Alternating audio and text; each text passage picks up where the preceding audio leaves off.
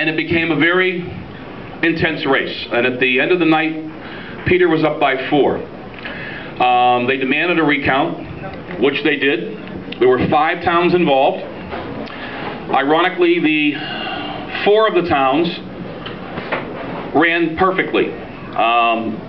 No differentiation, no problems, the count was the same.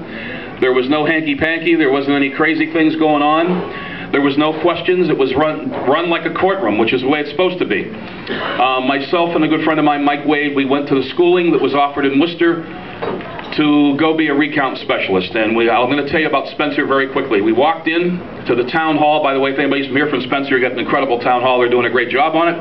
Very, very large room. They had the room divided in half.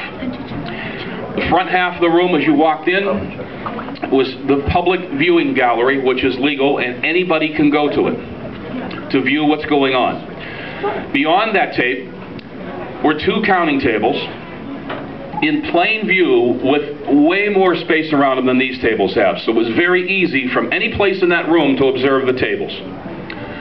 Then off in the left-hand corner was a table where the ballots came in the boxes, were counted out in groups of 50. A runner would bring them to the counting table. Then directly against the back wall, after they were counted in groups of 50, they would take the ballots back, they'd go back in the sealed box.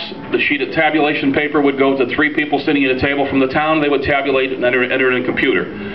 1 person would read, 1 would enter, 1 would verify that both did their jobs.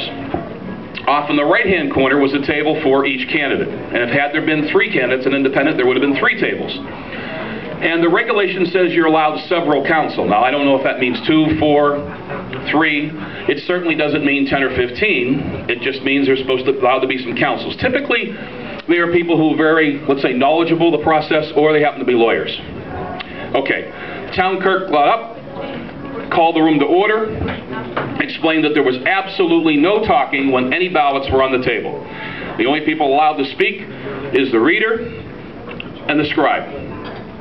The 2 representatives sitting on each end of the table or standing at each end of the table, which representing each party, if they object to something, raise their hand and said stop. At that point, the clerk comes over and the legal defense comes over and they go look over it and they resolve the problem. If there's any little inkling of something wrong, I mean, as an example, I blinked my eyes 3 times and I thought that the woman had put down 2 votes for Peter. And even though I was sitting on the Republican side, I just made a statement very softly that, geez, if we have 51, I think I know what happened.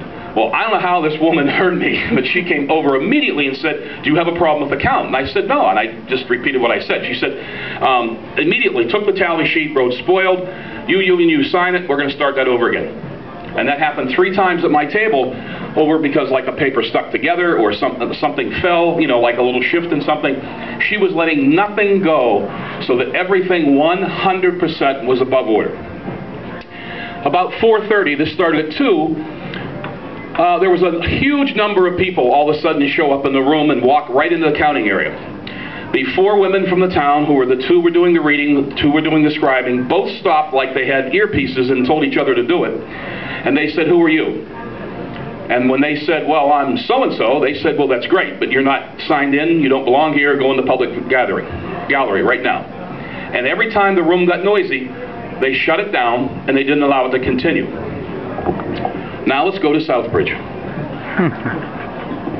Southbridge was in the basement. By the way, they do have on the 3rd floor the same size room as Spencer has.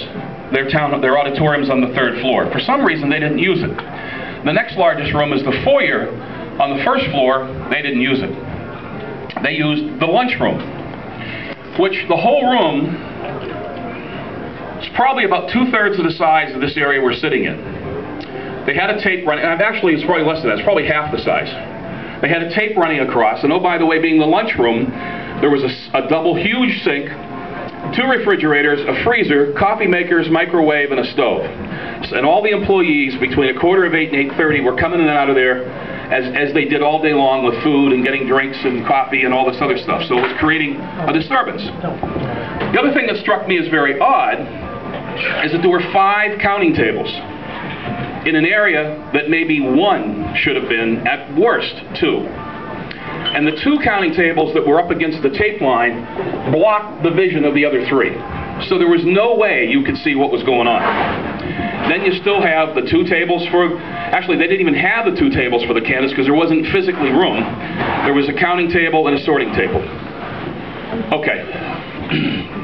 When you do the math, the way it was described at the training, there should have been 41 to 50 people in that area. And I'm really good at counting crowds from this work that I've done in the past in buildings. There was a minimum 80, and it's sometimes close to 100 in that area. And I guess my response there is, if you want to get your pocket picked, you go to Times Square on New Year's Eve and stand in the middle of 3 million people, and you'll probably get your wallet stolen.